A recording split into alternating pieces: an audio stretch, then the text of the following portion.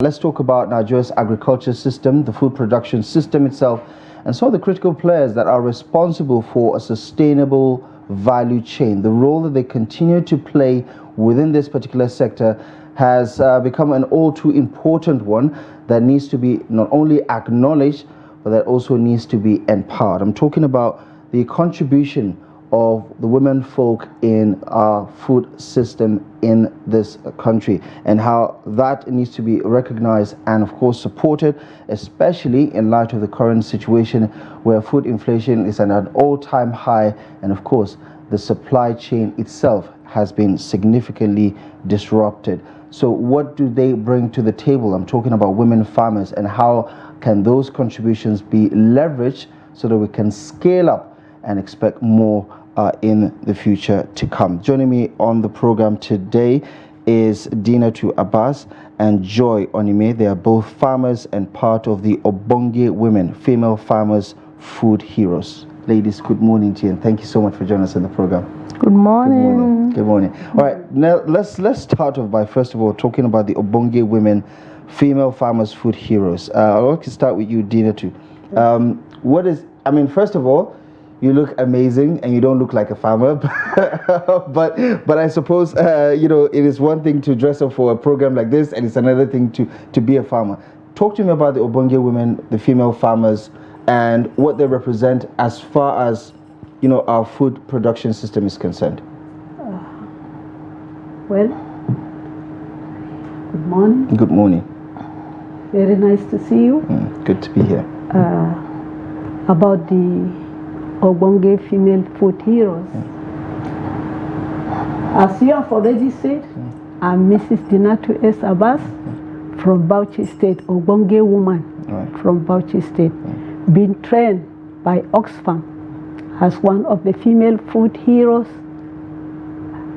finalist 2014. I happen to be there because I am one of the women farmers in my state.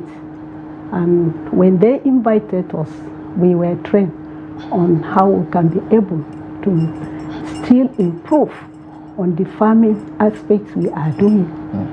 So when I started farming, I was just doing it at a lower level. Very subsistent level. Right. Yeah. But presently, I can do more than what I have been doing. I produce more agricultural products more than before. At the first time, I started with about almost 3 hectares of farmland. I farm rice, groundnut, and maize, even soya beans. One of the products that came later.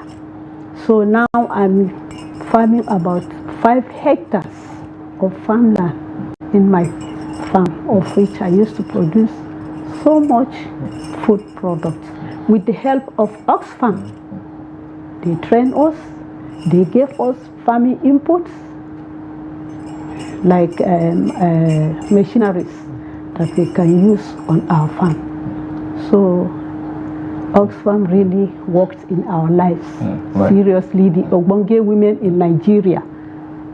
So that is why we are called Ogbonge. A group of people, strong women, came together to feed the nation.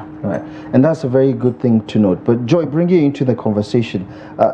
Take me through the impact this empowerment program has had in shaping the future of farmers like Dinatu, for instance, from a smallholder farmer to someone who is on the verge of operating at a large scale level.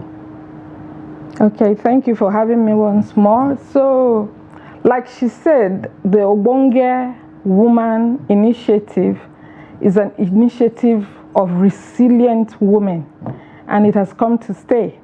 It's a program encouraging all women to key into agriculture. Like we know, because of the climate change, there's a lot of, issues with agriculture. Today, the woman is crying, I can't buy tomatoes, one for 200 naira. But it will continue to be so if we cannot key into agriculture.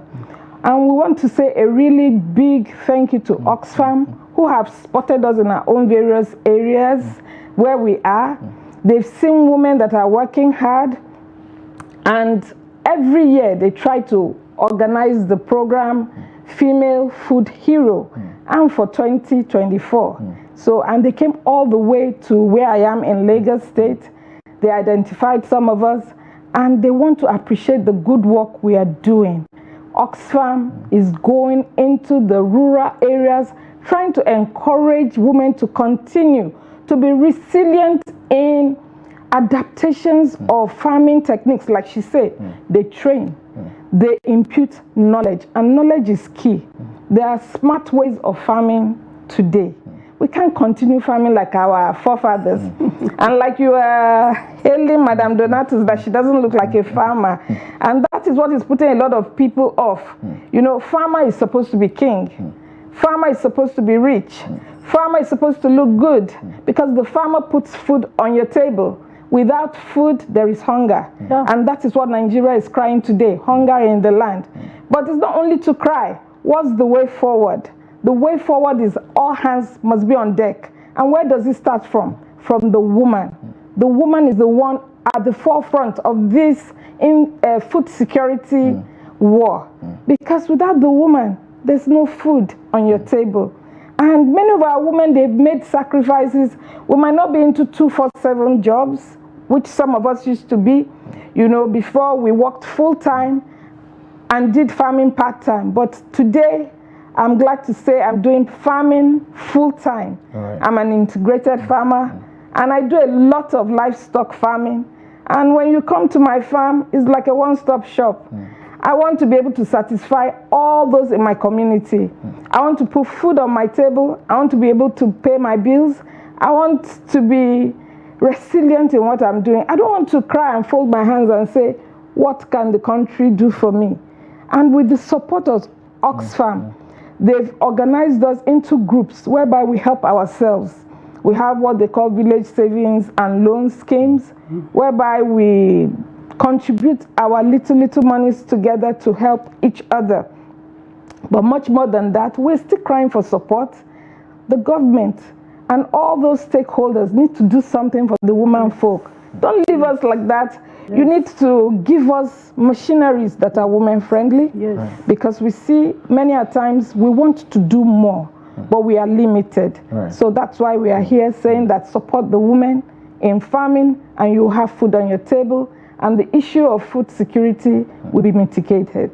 I see you acknowledging some of the points that she was making, because I think they reflect the reality on the ground right now. There are several reports that Nigeria has, you know, been at the receiving end of these food shortages. That is also linked to the food inflation that we're dealing with. She just talked about the tomatoes that are no longer accessible. Women in their own wisdom are now looking for alternatives and things like that. We know the resilience of women generally, but we also know the resilience of Nigerian women, which itself has been acknowledged at several points in time. Give me a sense of how your initiative, for instance, is transforming the lives of women at the community level into becoming much more than what they're capable, what they've been doing over the years, because of, you know, the added value that you've received over the years. Thank you for that opportunity. Actually, as I have been saying, with the help of this organization, Oxfam, we were able to be trained on village savings and loans scheme. That was in 2015 when we were awarded as female food heroes. They said, these women, it is not good for us to leave them like this. So we have to give them something that will help them and their community when they get back. So they still call us back to come and train us on this PSL program. And immediately when we came... Give me an idea as to how it works. How does the savings and loans... It's a system of gathering the women, bring them together.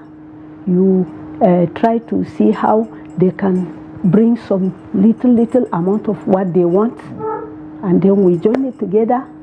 We ask, who has a problem? who wants money to work on his farm or on it's her like a farm. cooperative. Yes. Right? Yeah, Right, as okay. a cooperative. Right.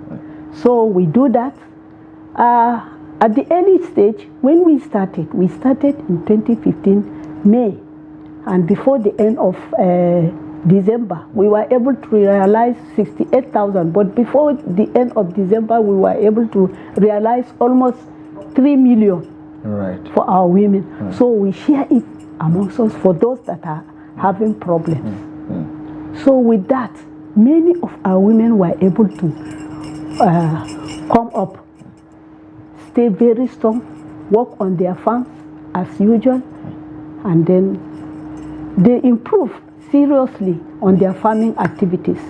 So that is why when she was talking, I tried to say. And you talk about government support. And that is, go ahead. Go ahead. Yeah. And still, as she has already said, even though Oxfam are helping us, and we are really appreciating and really doing according to the training we have, we still need the government to come in so that we'll join hands together and see that we help other women. Because you will find that in other places, women are left behind. But for people like us that were able to be part of Oxfam, we were able to make little things. So that is why we are still calling on the federal government, state government, even the local government, where the women are living in the rural areas. They need to do something to help women. And speaking of help, we've had quote-unquote failed initiatives like the Ankle Burst program, for instance, over the past few years, where it's now a subject of debate around whether we have missed the objective, whether it has actually done, achieved its purpose by adding value to the system itself. And I think the jury is out that most Nigerians are less than satisfied with the outcome of the Ankle Burst program, things like that. Last year, the president announced an emergency in agriculture, though we were yet to really see some of the plans there. But judging from your experience with non-governmental organizations, for instance, and how they approach some of these problems, how would you recommend the government steps in to amplify what is already being done so that we can scale up significantly, people in the industry, and also perhaps dealing with unemployment, for instance, we can have new blood joining the sector, especially young women, to also become part of this success story? Okay, so like you've said, the government failed because it was hijacked by people that are not farmers. So the best thing the government can do, or an advice, is to liaise with groups that are grassroots established, because these groups will not fail and they will be accountable for whatever resources is coming their way. Now, the system we have formed is already tested and tried over the years. It's a system that each other. It's a system whereby we've tried each other with money. Because why did we develop the system, or the VSL system? Why is it working for our women? It's because for a woman to access loan easily, she will need collateral. The percentage, the interest, she might not be able to pay. Then the timing might not be good enough for her to make a return on investments. But we have created a system, if the government can key into like Ogbonge women, and it's already structured. So with that, when people know that, okay, the government is going to partner with Ogbonge women, they're going to join, and it's going to be monitored, and they will get better results. But when they decide to do things independently, definitely it will be hijacked by political farmers. We are not political farmers, and we are monitored. We are assessed from time to time, which is what Oxfam does. They don't just pick heroes. They come to your farm. They want to make sure that what you say you are is what you are. So that is how we operate. So if government can key into bodies that are already in existence, farming bodies, there are a lot of them, and empower them through their leaders, make them accountable by there's structures that are already in place. They'll spend less and they'll get more result, and there'll be food sufficiency. And with that, we'll make a headway. And looking at where we are right now with the current food crisis, Yes. how do you recommend we get out of it, especially seeing what our farmers, women folks, for instance, can do in terms of scaling up their production? Because it's a demand and supply issue, apparently. Sure. You know, what we have in the market is not enough. So traders are charging a lot more for it, or what goes into the production itself is quite exorbitant. We're talking about fertilizers, we're talking about farm implements and things like that. So if it costs you more to produce one bag of rice, it's definitely going to cost the buyer a lot more to buy one bag of rice. So what do you think about, you know, what's going on right now and how we need to get out of it? Okay, like we said, there's trainings, and these trainings involve smart way of making agricultural accessible to all. We train on making use of space. Today we have people living in homes that are terraced.